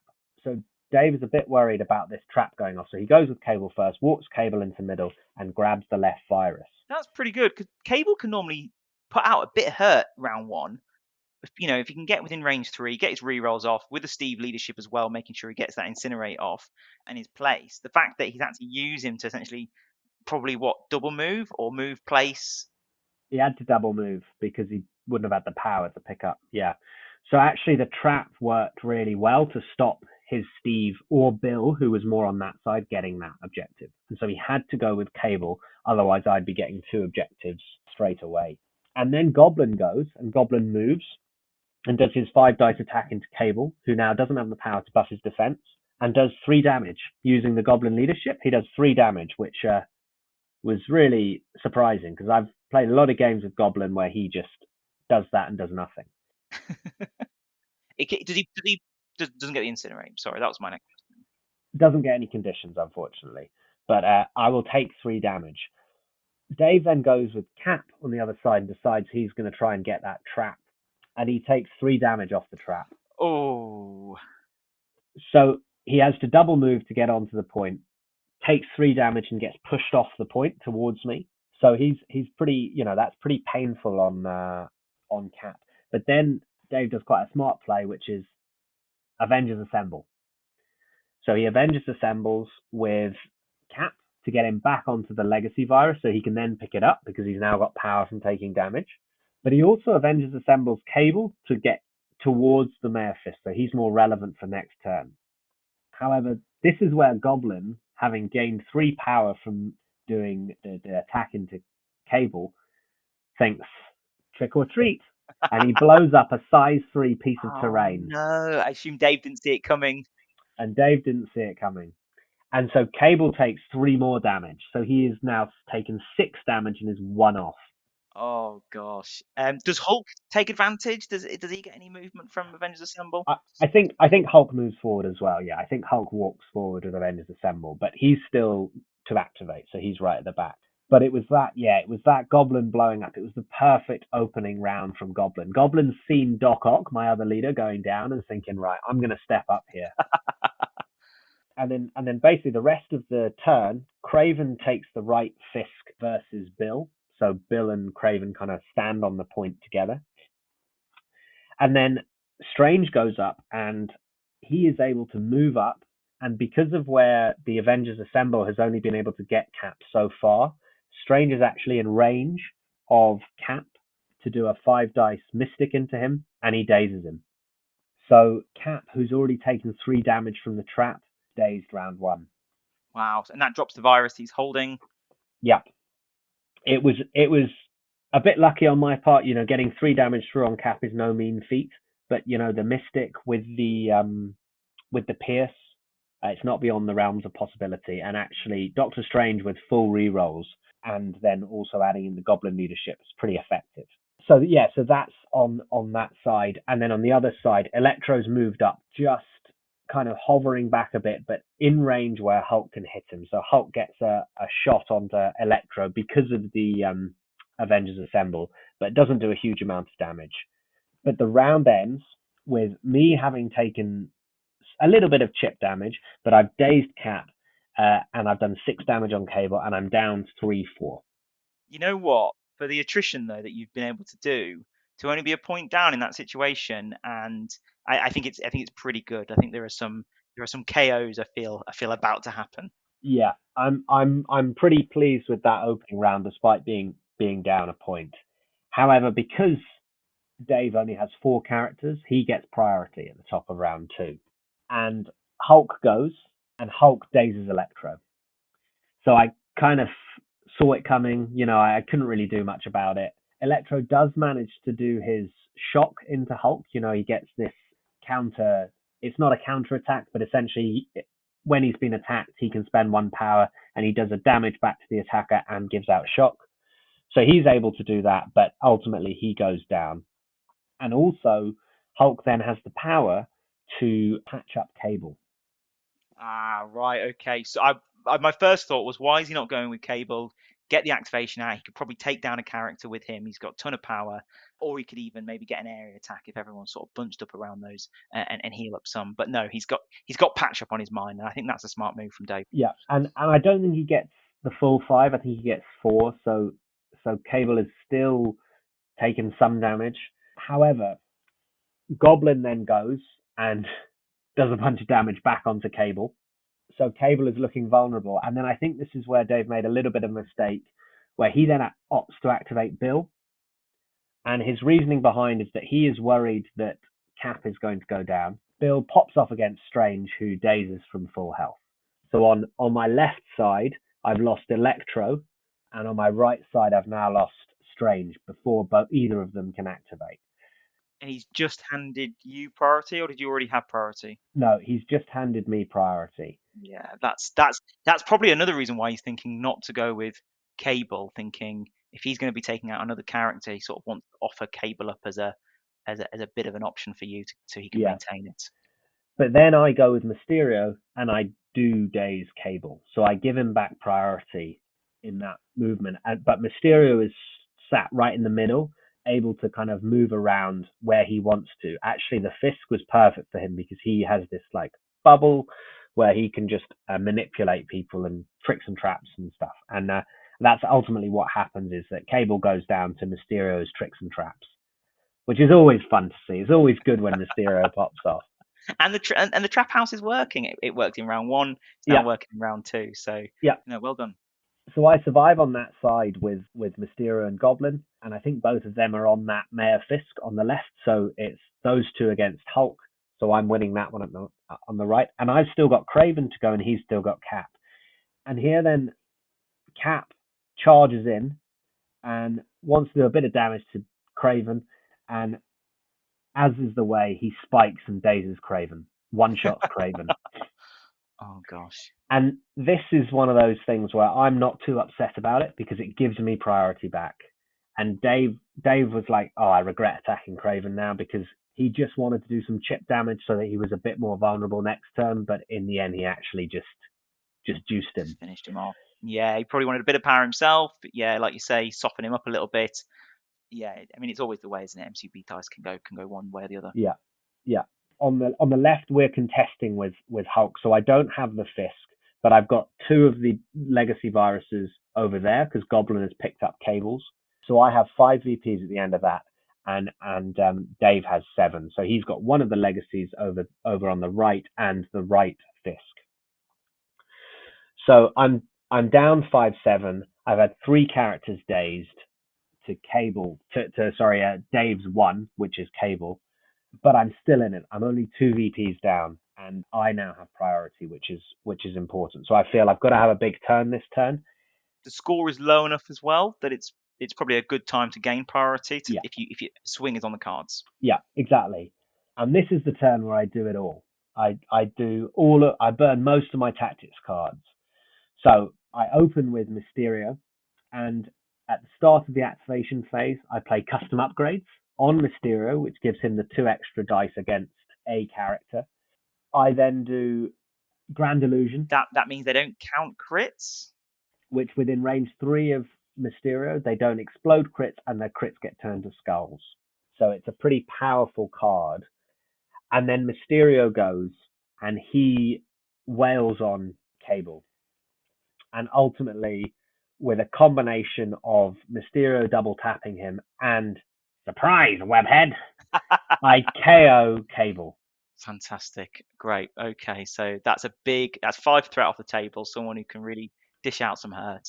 Yeah, it was a really big moment because then he's basically only got Hulk on that side, who's only Hulk. I mean, Hulk's pretty good, but I'm able to like control that area, and Mysterio is now in a prime spot to benefit from the Grand Illusion.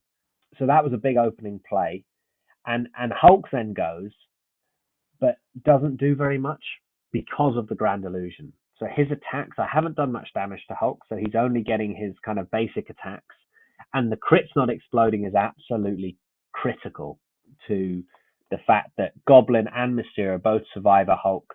Hulk does stagger Goblin, but they survive, and that's the important thing. The Grand Illusion with the custom upgrades is quite a nice balance because I imagine you're losing dice when people are attacking you because I imagine you played custom upgrades onto Cable. So yes, but Cable is now KO'd, so the custom upgrades card is done. Oh, fantastic! Sorry, I thought it was for the full round, but no, because he's it's KO'd. As soon as they're KO'd, their custom upgrades is done. So basically, my idea with the custom upgrades was to just get Cable off the table. Right. Yeah, and it's worked. Use it as like a mini Helios, like use it in combo with all my cards to just get him off. And then on the right side, I go with Strange, who is alive and kicking, and I have a play that I'm pretty proud of with Strange. So Strange is at full power because he got KO'd the last turn. He gains 3 power in the power phase. He starts off by doing his Spender, which is a 7 dice Mystic area attack, and in doing so, he gets very lucky. He spikes hard, and with the combination of Grand Illusion, KOs Cap. So he does 4 damage to Cap because Cap's taken 1 for the fifth. Oh no, he must have done 5 damage. No, 4 damage to Cap because Cap had taken 1 for the Fisk, but Strange KOs Cap. So you've got you're 2 points down, and you've just taken 2 characters off, meaning he's only got 2 point scorers left. So actually, the swing is looking pretty good now. Yeah, and then Strange scalpels himself to the left Fisk. He was on the right. He's now on the left Fisk. He then hits Hulk, does enough damage. Does some damage to Hulk, but gains enough power to then scalpel Hulk away. Oh, and the scalpel is range 3, right? So range 3. So Hulk is now Hulk's range 2 doesn't combat that. He needs to move as well often to get in range for attacks. It was So this range 3 scalpel was just nuts, and it was just such a perfect play where I could take Cap off the board, scalpel myself across, and then I gained enough power to scalpel Hulk away. And this meant that all he had left was Bill to go, and I have Goblin and Craven. But Bill has a big turn. Bill counters Strange's play by finally dazing Mysterio. Mysterio has taken a bit of damage by this stage, so he finally takes him out, but also KOs Craven. Craven. So you know what? I'm not that sad. Craven is off the table. He's not done anything. He's not done all the fun stuff. He was never in quite the right position to do anything. So he's off the table. But with Bill doing that has meant that at the end of the round, we're at parity at 9-all. Right. Okay. So I've managed to kind of come back up. So I think basically Bill takes the right Fisk, I take the left Fisk, and I have a couple of the legacy viruses at this stage. Sure. And there must be one just sort of floating. And one of them has been dropped because Mysterio got dazed at the end. But just positions wise, he couldn't pick it up with Bill. But I've had my swing turn, but it wasn't as swingy as I'd hoped. I'd hoped that Craven would survive and be able to do some hurt to Bill to maybe get him dazed, because actually Craven hits pretty hard and Bill had taken a little bit of damage by this stage. But you've still got Goblin, Strange. Is Electro still on the table? Electro is still on the table at this stage. Yeah. So you've still got 4 characters to Dave's 2. You must be feeling pretty confident going into round 4. Yes. I'm pretty pleased to have got it back to parity.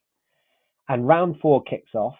Hulk starts, and he hops in. He then has to move in because of the scalpel, and he hits Strange, and Strange survives. Oh. And so Strange can then, at his leisure, scalpel Hulk away again. Yep. There's nothing Hulk's doing to combat that. And then he's only got one character to go, and it's Bill. And so he passes, but I essentially set up this little trap house. Bill is quite low on stamina as well at this stage. So I essentially set up this little trap house of Electro, Mysterio, and Green Goblin, so that if Bill wants to walk back onto the point where I've moved him off with, I think Mysterio moved him off with his attack, he has to then walk into my trap house. And Dave has to bite the bullet and do it. And with all my traps, I end up dazing Bill. Yeah, just getting probably moved. You roll, you do a little bit of damage, you move him into someone else's trap, and then that sets that off, and it's too much, I imagine, for his superpower to keep healing with the movements as well. It's just too much. Yeah, and the big one was that Goblin, there was a bit of terrain that was near enough to the point that Goblin could blow it up if Bill moved anywhere near the point. And that's the one that really hurts Bill, because the chip damage from the tricks and traps, you essentially need to get 2 successes to get 1 through. But with the building blowing up, I think it was a size 3, that's 4 damage coming in. And because Bill is dazed, I have then grabbed everything. And so the game ends that turn, kind of out of nowhere. Having been pretty close all the way through, I end up winning at 16-9. Wow, so you get all 7 points on the table that turn. Yeah. And it was honestly, Dave was having kittens about all these traps. It was the classic trap game where he was just having to think so much about every move he made. You really put that mental load onto your opponents, and actually it works as a bit of an attrition game as well, because their mistakes get punished with damage and displacement, that they're having to use their action economy to either move back, they're getting less attacks through, and if you keep chipping away at them, the attacks that you make are more likely to then stop them scoring. Yeah, so absolutely. And Electro was one of those characters where I hardly mentioned him. He didn't do very much on his own activation, but he was there as a presence. You don't want to attack him because you get chip damage, and you don't want to move near him because you get chip damage. And so it was just the combination of it was an oppressive kind of mental tax on Dave. And I think ultimately it was a close game, but ultimately that Hulk not being able to do anything to Strange sealed the deal pretty much in that. Well done. So you lost Craven. I'm not going to lie, it's not much of a loss. You're going into round 4 with 10 characters, Yep. and the leader's still alive. I know, 2 leaders if you include Kingpin. Of course. Oh, it's just regular MCP now. You've just got a pretty standard pre the new releases Spider-Foes roster to enjoy. Absolutely. Fantastic. Right. Well, I look forward to hearing round 4. Let's move on to there. So as it turns out, Archie, the Punisher format, apart from that round 1 hiccup, has not been too punishing for you. You've made it to round 4. You've got 10 characters still kicking, a couple of leaders. Who are you facing? What are they bringing, and how have they fared during the day? So I am facing Mark Amos, who I've played before, in fact, in our very first episode, and he's also been very complimentary about the podcast. So thank you, Mark, for that. Cheers, Mark. Always appreciated. Mark is playing similarly to Dave, kind of Avengers-y roster. Yeah, I can imagine quite popular in this format. Lots of leaders to choose from, lots of flexibility with characters. Exactly. And priority goes to Mark. So we roll priority and it goes to Mark. And we draw a bit of an interesting combo of Sword Base and Paranoia Pummels Populace. So it's a really high scoring combination with a total of 9 VPs on the table every round, but has to go quite low threat. Yeah, 15 or 16. That probably means not every point is getting scored unless sort of your later rounds and all the sword bases have been flipped. Yeah, exactly. And I'm in a little bit of a predicament with this one. I get to choose a threat, but I'm in a little bit of a predicament with this one because I don't have a 2 threat because Bullseye got KO'd way back in round 1. So I opt for 15 threat. I go a little bit rogue on this one. We talked about the fact that I had 2 leaders, but I go with Rhino, Lizard, Mysterio, and Amazing Spider-Man. So you're going spider foes, but leaderless. Leaderless spider foes. I'm putting my money where my mouth is in saying that I don't think that spider foes live and die by their leadership. But you want to still bring their cards and stuff, so you're still affiliated, Exactly. but with no active leadership online. And essentially the logic is that I think Rhino and Lizard are fantastic at the paranoia. And I think Mysterio and ASM are fantastic at sword base, especially Mysterio. It's this little square where people are having to move loads for pay to flips. And Mysterio doesn't mind sword base because he rolls 1 dice regardless on the sword base when it's being contested. So I wanted to try this out, the last round of the Punisher, but it's only 4 characters. And Mark goes with also only 4 characters. He goes OG Steve, he goes Sam, and then he goes Black Panther and the Invincible Iron Man. So he has also gone 4 wide. Okay. Similarly gone 4 wide. Okay, and I imagine he's thinking, Sam's there with lots of movement with his charges and his airlift. Plus, you've got, Iron Man. If people are, in that bubble of sword bases, he's got his rerolls online. Okay, I can see Yeah. the logic. And Black Panther with his long move can run around flipping points. And he loves OG Sam because all his superpowers cost 2. Yeah, so he does go with the OG Steve leadership, not Sam. So he does get that benefit, and we kind of line up across from each other, pretty central. So he has priority, and he goes first. He takes one of the wide paranoia with Sam, and the other of the wide paranoia with Steve, and I take the 2 central ones with Lizard and ASM. So this is a weird one where we don't have enough characters to be able to score all the points in round 1 very easily. Of course. Yeah, both 4 wide. Yeah, difficult for you to get that additional extra point if you're also going to be scoring sword bases. Exactly, but the benefit is I can take the central paranoia with ASM and then move back onto my home sword, so it's harder for him to get. I then take the right sword with Mysterio. I'll admit I made a bit of an error with Rhino in that I couldn't actually move him where I wanted to, but because of the position of I basically wanted to go and attack one of the people with the wide extracts, but I couldn't quite reach to get within range 3. So instead, what I do is I wing it and I go up to, this is the last activation of round 1. I go up to one of Mark's home sword bases, which being contested by Invincible Iron Man, and I flip it. I get lucky. I get the 50-50 and I flip it. And so it means that at the end of the round, we're both scoring 2 paranoias with a bonus point, but I have the advantage in that I have 2 sword bases to 1. Sorry, he doesn't get the bonus point, so I get 2 sword bases to his 1, and it's 5-3 at the end of round 1. Nice. Wow. Okay, well played.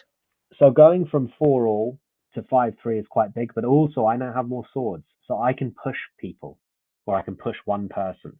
And I opt to push Iron Man, and I opt to push him away from me because Iron Man's action economy can be quite poor. So I'm forcing him to move back onto the point, and that's exactly what happens. And Iron Man then goes round 1, and we were both laughing about this. Iron Man has the most ridiculous spike I've ever seen, and he one-shots Rhino. No. 7 health with damage reduction. Just one attack. 1 attack. It was insane. I can't even remember what dice he got, but it was nuts. Because it was nuts. Well, he needs 8 damage to go through, doesn't he? Because Exactly. of Rhino's damage reduction. Yeah, and he's doing a 5 dice energy builder, so he must have got gosh. a few crits in, like at least 3 crits in there, all successes. Yeah, it was one of those moments where I was just laughing because what you either laugh or you cry. Yeah, absolutely. Wow, that's nuts. Yeah, but I have my vengeance, and I go with ASM, and ASM Daze's Sam. So ASM now actually hits quite hard. You know, he can do his 7 dice. Well, I couldn't do my 7 dice. I did my 5 dicer, got a bit of power, and then could do my spender. And so I was able to daze Sam, and in the process, able to run around and flip the sword that ASM had sat on, but not flipped turn 1 because of power. So he essentially has quite a nice go where he's able to hit, place off his attack, do another attack into Sam, and then move back because of the attack and flip the home sword. So it's a bit of a weird play that ASM can do. So that's quite an important one. And then also, because he's had to grab the wide extracts, he has to spend most of his activations with Steve and Black Panther just moving into the middle. So that's quite a big deal for me, as he's not able to do many big attacks. Of course. Which is probably, given that you've lost Rhino, probably a bit of a saving grace. Yeah, 100%, because it actually ultimately means that despite that massive spike of losing Rhino, I still am up, and I'm up 11-6 at the end of round 2. Wow! So you've gotten your bonus point again. Yeah. So you've scored 6 points. Yes, and I've scored 3 of the swords because he's unable to get. Well, he can get to the swords, but because of the order of activations, he can't get there with kind of without me then being able to counter and get another sword. So I let him take those wide paranoia for precisely that reason, was to stop him from being able to then later in the game have as much of an impact. He's coming back into that square of quite late, and you've already gotten control over it, and you can try and use then the sword base to keep pushing him back out and just limiting his action economy. Exactly. And it's the story of Spider Foes where they have a lot of ways to move people around. Like Mysterio can move people, you know, he moves someone onto a point and then Mysterio moves them off and allows someone else to then go and flip the sword for no risk. So the top of round 3 goes, and also because of the order of play, I should say, I've kept priority. Of course, he's taken Rhino out before he's even gone. So actually, while it was a big moment, and obviously the game could have been very different had Rhino survived, it has given me this benefit of being able to go first. I actually wonder if him sort of absorbing that, spikes happen, him taking that. It's a shame he didn't take a few more attacks, but that's probably just allowed everyone else to do what they do. Yeah, exactly. And so round 3 goes up, and actually Spider Foes are great for having priority because round 3 starts and Mysterio pops off Grand Illusion. Fantastic. And you don't have to go with Mysterio when you pop off Grand Illusion. So I go with quite a boring play with Rhino, and I basically push towards Black Panther to get in range. I then hop onto Black Panther. I rob Black Panther and I move back. So I'm able to get Black Panther again away, having robbed him, and then get back into the safety of the Grand Illusion bubble. So Rhino is now sat on a sword base with a paranoia, and we're happy days at the top of that. And the fact that he's injured with sword base, it doesn't matter. So he's still contesting it, and he's now scoring, 1 or 2 points maybe. Yeah, exactly. So he then goes as Iron Man, and Iron Man has again been pushed by this trap, so he has to move. And Iron Man's taken 3 damage at this stage, so he's got 3 damage left, and this is important. He has exactly enough power to do his $1 billion punch. And he does his $1 billion punch into Mysterio. He has to spend the 2 power to reduce his dice, and he does 5 damage to Mysterio. So Mysterio is 1 off. I'm surprised he didn't do him in 1 with that attack. You're only rolling 1 dice. It's fairly unlucky. I mean, 5 damage is still quite a lot of damage, but he has 2 triggers, and the ordering of these triggers is important. The first trigger, which happens before damage is dealt, is that he places. And the second trigger is a throw, which happens after the attack is resolved. Oh no! So he's placing before damage is dealt, triggering tricks and traps. Yeah. And I get so lucky here and do 3 damage, which dazes Iron Man. Oh no! And Mysterio doesn't get thrown and survives. And he lives on 1. And he lives on 1. It was insane. Remember the trick, the Grand Illusion was up, so he wasn't getting his crits in that attack. So to get 5 damage through was pretty good. But yeah, he just couldn't quite do that last damage, and Mysterio ultimately had the last laugh. Oh no, and that throw would have been enough. Did Iron Man have 2 health left? I assume if he's He had 3 health left with no power. oh, because he'd spent it so he couldn't damage reduce. Yeah. So Mysterio is just cackling maniacally at his tricks and traps, and also it allows Mysterio, because he dealt damage, to move into a better position. Yeah, that was this game was one of those where it was just swings and swings of dice.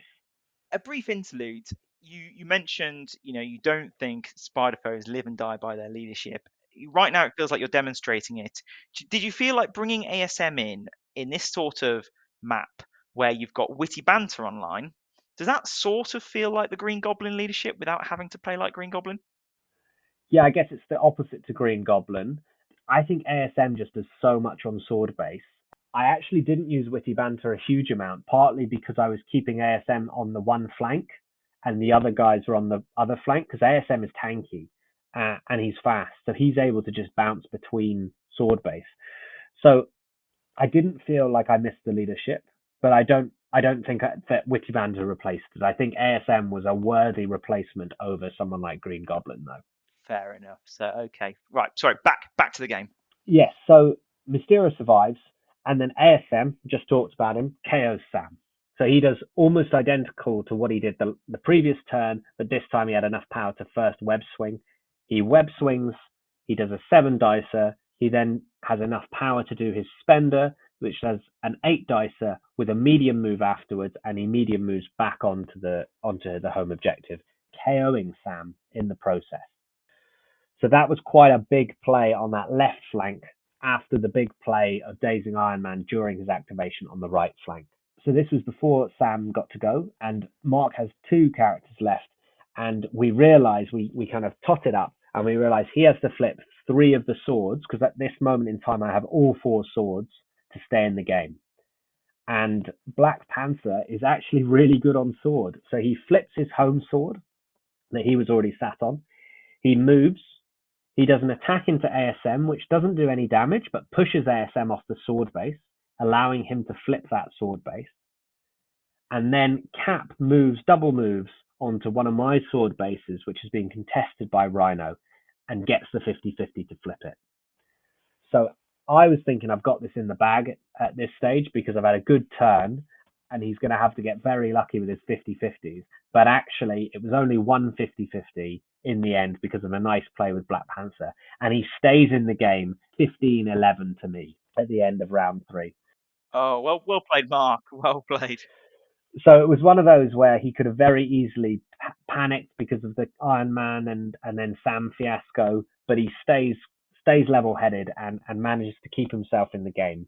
But I still have priority at this stage because he was able to go last with Black Panther and Cap. And Mysterio, unfortunately, fails to KO Cap. So Cap has been dazed by this in a previous round, but leaves Cap alive on 1. Going into this round, the game will end because unless you end on a draw, it's most likely to end because you'll definitely go over 16 at some point. But it's not a simple situation of you need to score 1, because there's still a lot of points on the table. Yeah. That Mark could catch you. And he's got 3 sword bases now. So I can't just run away with all my characters and hope to win the game that way, because he would be able to score 4 points with the sword bases and potentially, if I run one character away, he could then take some of my paranoia off another character. So it's not, I did some maths in my head and I figured out that I can't just run. So that's why I go with Mysterio, and I hit Cap, trying to take him off the board, trying to take one of those activations off. And I thought Cap was the easiest one because of the Mystic attack. Neither him or Black Panther like the Mystic, but yeah, Cap doesn't get any of his buffs. Unfortunately, Cap survives on 1. Fortunately for me, there are no nasty surprises, and Rhino and Lizard, as they so often do, just tank some attacks. So I think Cap goes into Rhino and does a little bit of damage, but not enough. Iron Man can't repeat his feat against Lizard. I also still have exceptional healing with Lizard. Right, okay. So I think I have to burn it in the end, but Lizard is able to survive. Lizard's done very little, as Lizard often does. He holds an objective and sits on a point. Throws someone else off it, yep. And Black Panther going up against ASM, he just doesn't have the power to do anything really meaningful into ASM.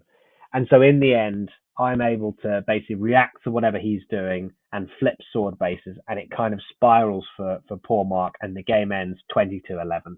Right. Okay. So it is, you know you can't just run away with it. So you need to be proactive. But actually, in being proactive, it really tips the scales in your favour, and you're able to bring home the points. Yeah, and look, I think Mark was facing an uphill battle after that round 2 in particular, where I got a good points lead. Mark was always facing an uphill battle, but it was good that he stayed in the game. He could have very easily said, "Oh, I'll just let you win this round," but there was always a chance in that next round that he gets a big spike, takes some characters out, and then it's dicey.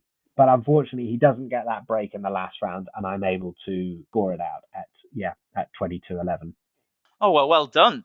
So a huge win to end on, 22-11. Sounds like, who needs a leadership? And, while you had leaderships available to you, it felt only right that in the Punisher format, going into your last game, you were leaderless. So, while you didn't have to be, all those fears from round 1, they played out. But actually, you had a plan for it and it worked. And it sounds like it was a really good team for the game. Really well played. Yeah, it was a really fun game to finish. I really wanted to try leaderless. I thought about it before the event, and I was really pleased with how the team functioned without the leader. And actually, I was really pleased because in a format like the Punisher, I played a different leader in every game, and then finished off with leaderless. Well done. Oh, I'm very, very pleased. And actually, saving Rhino in that game against Zahir, where Rhino could easily have been KO'd, came up trumps and managed to do some absolute work in that final game as well. Yeah, absolutely. Well done. Oh, fantastic. Well, congratulations, 3-1. So you've joined us on a nice feat, a Cable's Conquest first for our host Archie Cable. Should we wrap the round up there and then go into a bit of a debrief? I don't mind being wrong, as long as I can correct my mistakes.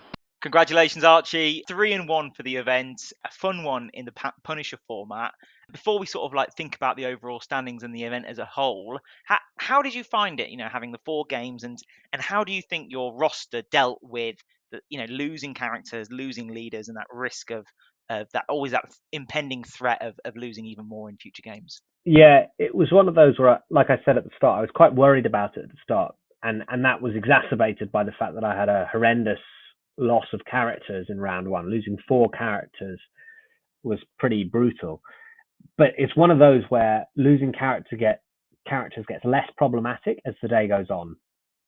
So really, my second game was where I was most nervous because I'd lost 4. If I lose another 4, I've suddenly only got 7 characters left. Once I'd got over that game and without losing any characters, the last 2 rounds it felt a bit more kind of, I've got 11 characters to play with here, and so even if I lose all my characters, I've still got 6. So I'm still going to be able to make a roster. And I think actually the way that I designed the roster, and it's kind of lucky because I really love Spider Foes and I just wanted to take all the Spider Foes.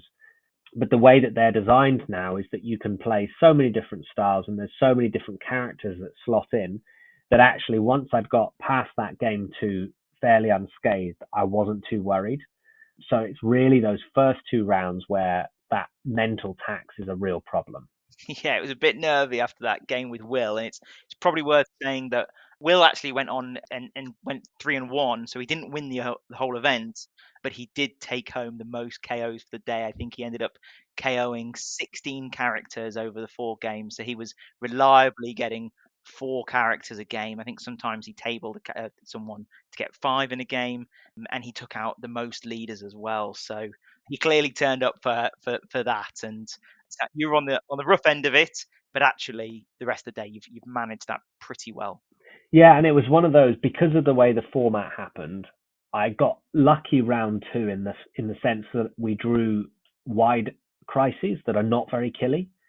If I'd drawn like a Demons Downtown, say, that could have really been a problem for me. So I think if you're looking at this from a purely trying to keep as many characters alive angle, taking a team that loves to play wide and drawing those wide secures and fast scoring secures is the way to go. Definitely, it was interesting looking around the room. I got it completely wrong in thinking that you want low threats to minimize the models on the table, but actually the games that had the higher threat and on those wider crises like Scoundrels, like Scrolls, etc., where they can play 20 or 19 threats, they were scoring out before characters were getting KO'd.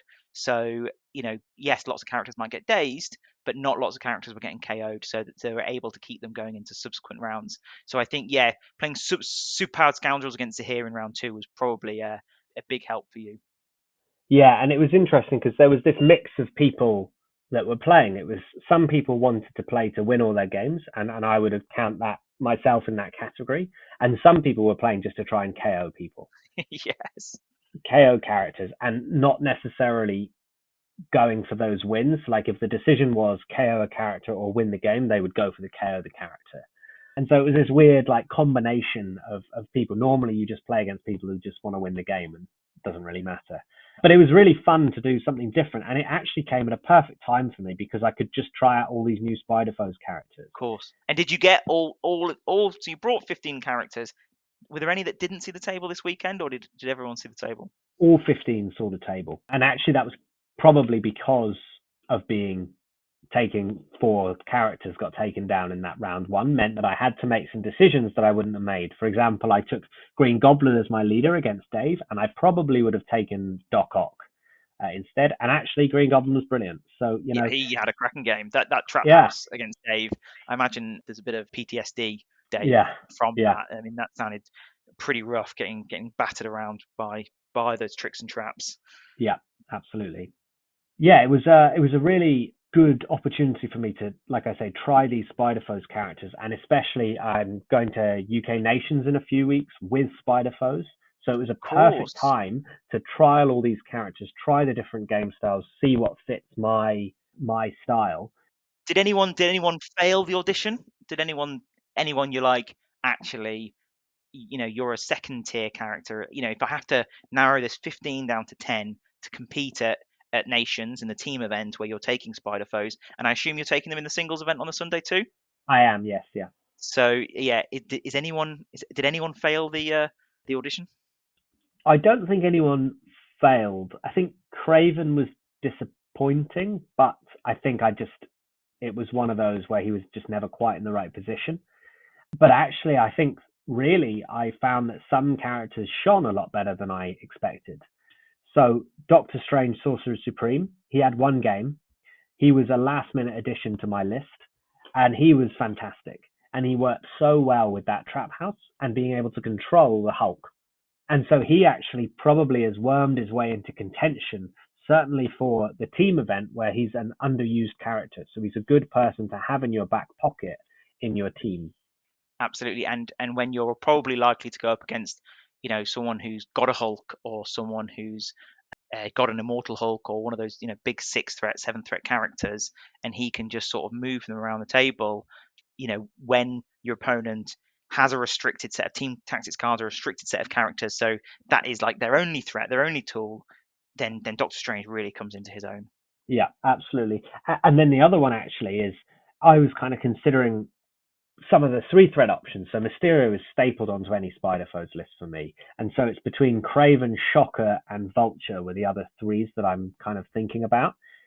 I have to say, of all those 3s, Vulture was the man that has made it into that roster. All 3 characters got played once, and Vulture absolutely was worth his weight in 3 threat gold. So he's really shone, and I've put him up the pecking order for getting into that list. Yeah, absolutely. Which I think a lot of people are not really talking about him because his kit is pretty plain. Yeah, I mean, it's quite rare for a new model to come out and then not to be like a ton of writing on the card. I think he's 3s across the board without any sort of real defensive tech. So in the current game, particularly since a lot of these defensive cards have been rotated out, after this event, Vulture seems like one of those characters to be quite vulnerable. But actually, his use in the game is not necessarily to be making attacks like you experienced. It's to be irritating. It's to move people around, and actually, the VPs he scores for his threat value as a result of that, or the VPs he denies, is quite big. If it wasn't for Angel being released and announced, I would absolutely be trying to grab hold of a vulture and proxying him as an angel, because the kit to me really sings in that type of play style. Yeah, absolutely. I think he was brilliant, and I think he's certainly a guy that we'll see in a lot of those wider Spider Foes lists. Oh, brilliant! Well, congratulations, Archie. So, how did you place in the end? So, big congratulations to Jamie Finch, who won the event overall. It was very disappointed, Jamie Finch, because I don't think he lost any characters throughout the day, and I don't think he got any KOs. I think he almost played too well, and Yeah, didn't necessarily lean into the Punisher format, but yeah. absolutely, smashed the event with 4 wins. So, credit to him. So I think for me, I finished maybe fifth or sixth. There was a fair few people on 3-1, so I was very pleased to go 3-1. You set down the gauntlet in the last episode, so I had to. If Charles Xavier can go 3-1, you had to match that. So Exactly. Well, Charles Xavier and Sam. Exactly. Yeah, but it was a really fun event. I really enjoyed attending it myself. How did you finish? So I had a really good start to the day. So I won't spend too long on this, but for the listeners, my 15 they were all either X-Men or X-Force affiliated. Excellent. And my plan was to do a bit of a timeline. So game 1, it would be Charles Xavier. Game 2, it would be Cyclops. Game 3, it would be Storm. And then way in the future, game 4, it would be Cable. My only problem is I really like playing Cable with Charles Xavier, because I think they synergize. And the game I played Charles Xavier, Cable got KO'd, so I lost my opportunity to do X-Force. But in that game, actually, I did manage to get the win, and I got the win in my first round. But I was losing 2 characters a game, including leaders. I lost Cyclops. I think I lost Cyclops and Wolverine in round 1. I then lost Cable and Magic. Oh, I lost Beast, in round 1. But he won the game for me by holding 3 cubes. So he won the game, phased himself, KO'd himself in the process. So bit of a sacrifice there. I won game 2 under Charles's leadership against a very killy Cabal. I managed to sort of outkill them, but there was a few casualties on the way. And then I lost round 3 against the eventual winner, Jamie, who completely out X-Men'd me with his X-Men roster, absolutely schooled me, but didn't lose anyone. And then in my final round, I got absolutely smashed by Ollie, who a listener of the pod, so shout out to Ollie, just joined our team for an upcoming TTS tourney event. So great guy, he plays defenders, and gosh, he plays defenders well. It's twice now I've been absolutely smashed by him. I was licking my wounds going into that game, and I wasn't able to play the characters I wanted to because of the Punisher format. But it was great fun. I managed to play most of my 15 X-Men. There was an absolute story there, and I got some big scalps on the way. I managed to take some bills out of the tournament to help other people. I managed to take a Killmonger out, and I think I even managed to take out an Ultron. So a really fun event. Nice. Oh, brilliant. That was one thing I thought we forgot to mention was in those last 2 rounds, especially, you'd look across the table and be like, oh, they've got Crimson Dynamo, or they've got Ultron. And they'd be like, no, they've already been KO'd. And you're like, oh, yes. Someone is absolutely We've got solid. Yeah. You go and buy whoever KO'd them a drink, Absolutely. I mean, it was funny with this event, characters like Ultron, characters like Bill, and other meta splashes, they're really good, because I mean, someone like Ultron, Age of Ultron still exists in this event. He's so easy to take down. He just doesn't KO, meaning that he always exists. So he's a dead cert splash anyway, let alone in this format. So there was a bit of a lot of murmuring before the event that if you saw an Ultron across the table and you felt, look, this game's not going to go my way, do the rest of the room a favor and try and take them out. Absolutely. And that was well observed, I think, by a lot of people. So no, it was good fun. Yeah. Well, anyway, I think we'll wrap it up there. It was a really cool, unique event. So if anyone wants to run an event similar to it, get in touch with Curtis. He was the mastermind. Feel free to ask him any questions. Absolutely, yeah. Do get in touch. You can find me on Instagram as simple_edge highlights, or you can find me on Discord as Curtis H. I'm more than happy to answer any questions. But I also encourage you to search out Dr. Norbert and the Bad Moon Cafe events, because like we say, yes, every other month is a challenger event where people will be, playing sort of the regular format in a competitive style, but every other month is something a little bit more fun. And I absolutely adore these sort of slightly restricted or offbeat, interesting rule sets, because we now have, I mean, with the latest announcements and releases, Jarvis tells me there are now 199 characters in the game. Obviously, some of those still to release. I think that might include grunts, but with all those characters, with all the 10 tactics cards, we've got more crises on the horizon. There is so much choice in this game. However, the roster building dimensions means that because you have access to everyone, often in the most competitive formats, you see those same sort of optimized characters getting splashed in. But what these are sort of slight subtle changes in the events do, it brings forth characters who are maybe not quite as good, but play a similar role, and thematically they just absolutely make more sense, and they are still good and they are still fun, and it's really nice to see them on the table. So yeah, do come down every other month. 100%, 100%. And it's sad to say, but you obviously we met playing Toy Soldiers in London, but you're not in London anymore, are you? Where have you gone? No, so I've recently moved since this event. I've moved down to Southampton. So if there are any Marvel Crisis Protocol players in the Southampton area or surrounding area, hit me up. You can find me on Instagram at Smeagol's Corner or on Discord at Archie_RC. I'd really love to build a community here to rival my old community in London. Yeah, I mean, at the minute, I mean, you're fortunate enough your wife plays with you, but I imagine she's going to get sick to death of you tricks and trapsing her to a point where she's gonna need a moment's rest, a moment break from you. So yeah, if there's anyone else out there, please give Archie a game. Yeah, 100%. Well, anyway, I think we'll wrap it up there. I should say, please do check out our YouTube channel, Cable's Conquests on YouTube, which is done by our audio whiz, Louis. And please feel free to send us any comments, critiques, feedback, whatever you want on any of those channels. But until next time, thank you very much for coming on, Curtis, and interviewing me. And until next time, keep up the conquest.